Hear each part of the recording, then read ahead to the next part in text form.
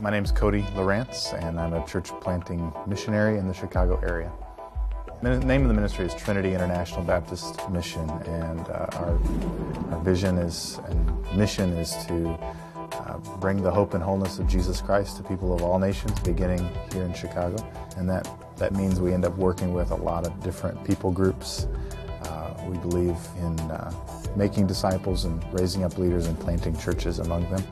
We try to focus on the least reached or least engaged people groups in the Chicago area. Our goal was to go overseas as international missionaries, and we wanted to work among unreached people groups, probably in maybe North Africa or in Europe.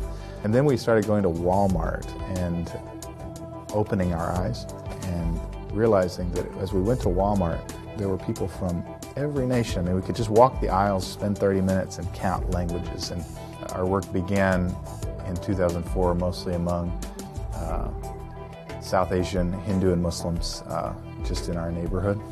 That work's been slow, continues to be slow, but we see good things here and there. Our work amongst Ethiopians has been encouraging. We've been able to start a couple of churches. There's openness there. There seems to be a hunger for the gospel, but most encouraging has been the ability to raise up indigenous leaders very quickly and to see them not only do the work capably, but to do it far better than we could ever imagine. Our work amongst Karen has been kind of a quick-moving thing. The Karen are traditionally Baptist, and going back to the days of Adoniram Judson when he planted the gospel in Burma. What's been very encouraging is to see that church then work at helping to start other Korean churches. And then our latest work, which has been the most amazing, has been among Nepali refugees. And these are unreached people groups. Nepal was completely, 100% unreached before 1951. So we started the Nepali church in February with 6 new believers, and this Sunday we had 49.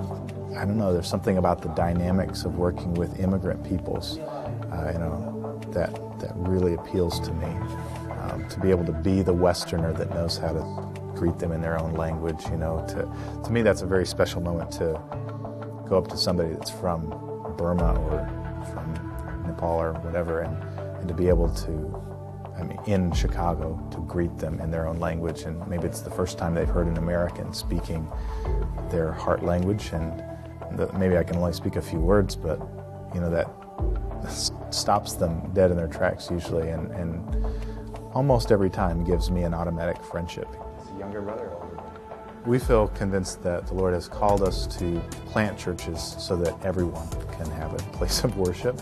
We really line up very closely to this idea of a church for everyone, because we know that the Karen needed a Karen church, and the Ethiopians need Ethiopian churches, and especially when we're talking about those that are not reached, to be able to try to go into a context and incarnate the gospel, not just the message, but discipleship and Christian life, to really contextualize that for Nepalis and for Pakistanis and for XYZ people group. I think it's essential. I think if we want to reach them and if we want to really make disciples, I think that's what has to happen. So I think that's why we're doing what we're doing.